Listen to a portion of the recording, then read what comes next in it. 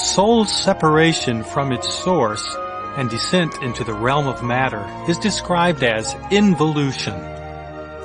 Any movement back toward the source is called evolution.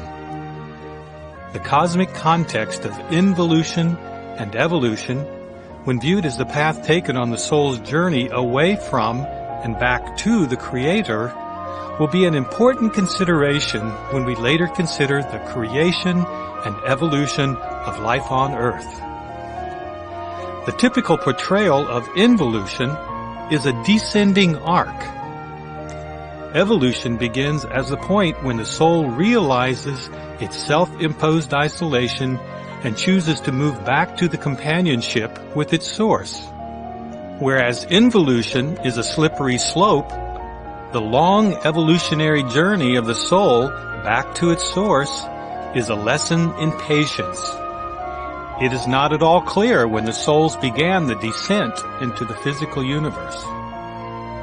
Although the initial burst of the Big Bang was apparently over in only a few brief moments, it took billions of years for matter to condense into the galaxies, solar systems, and planets that we can now perceive. The wandering souls explored many systems within the galaxies of the cosmos. Initially, a close connection with the spiritual realm was maintained. With the lowering of the vibratory energy rate that resulted from some souls' increasing involvement in the relative denseness of matter, the consciousness of the soaring souls drifted farther and farther away from the awareness of the spiritual first cause.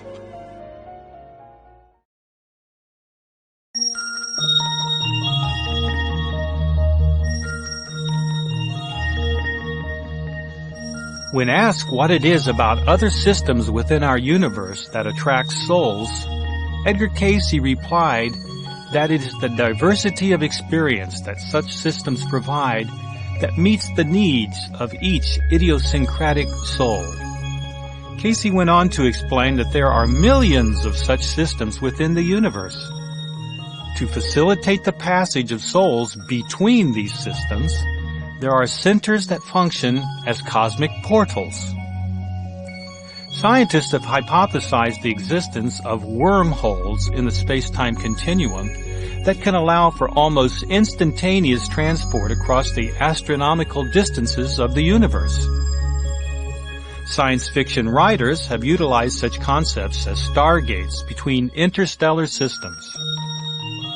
Edgar Cayce identified the star Arcturus as an important cosmic portal for the souls passing from this solar system to other systems.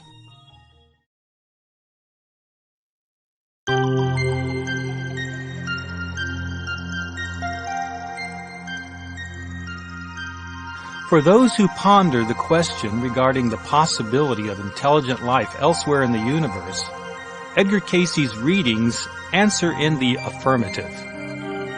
In several readings, Cayce discussed the reality of extraterrestrial life. He even referred explicitly to other people of the universe and to visitations of those from other spheres. However, the precise nature of the alien life forms is uncertain.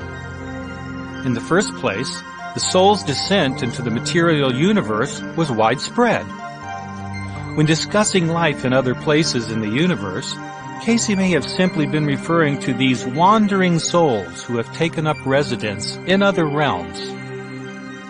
In Cayce's cosmology, souls are actually quite mobile. Movement between systems in the universe is apparently common and part of the larger plan for soul development. In fact, all the souls on Earth have at one point or another explored other systems in the universe. In that sense, all souls are truly citizens of the universe. However, it must be pointed out that universal citizenship does not require the flesh bodies found on Earth.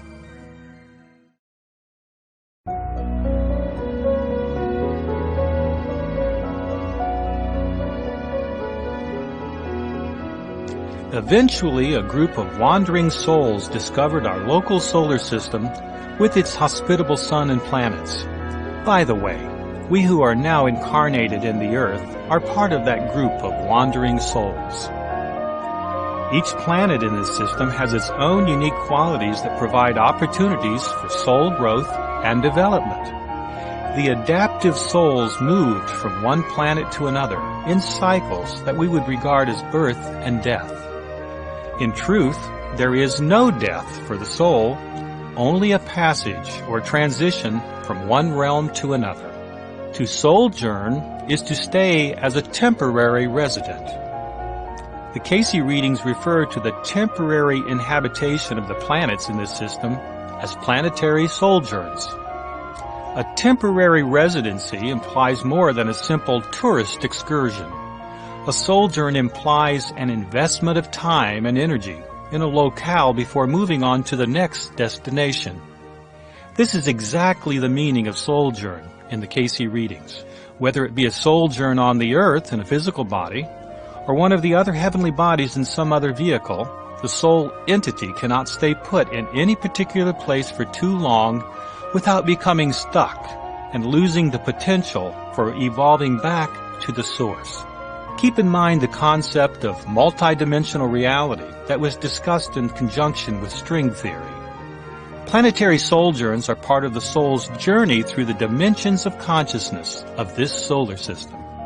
When human beings finally do travel to other planets in our solar system, they will likely see exactly what the unmanned probes have found. No obvious signs of life, and particularly no indication of advanced life form.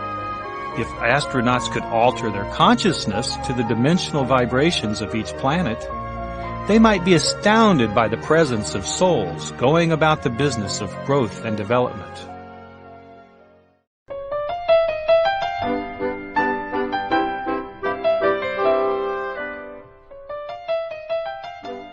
Casey compared the activity in the various planetary sojourns to the educational programs of great universities that are known and revered for advanced specialized training. Just as a university may have a reputation for having a particularly good music, drama, mathematics, or business program, each planet in this solar system has its own special area of study and achievement. Thus, the planetary system, and cosmos as a whole, provides the soul with diverse opportunities to grow and develop. The ancients were aware of these patterns. The Greek and Roman pantheon of gods correspond to the planets to which they are associated. The unique characteristics of these gods form the lessons to be learned in the Interlife education program. As the Bible and Edgar Casey have noted, we are truly gods in the making. The planetary sojourns provide the classrooms for our advanced curriculum. In the sections that follow, we will take a brief tour of the cosmic universities in our local solar system and explore how they fit into the broader context of the soul's journey.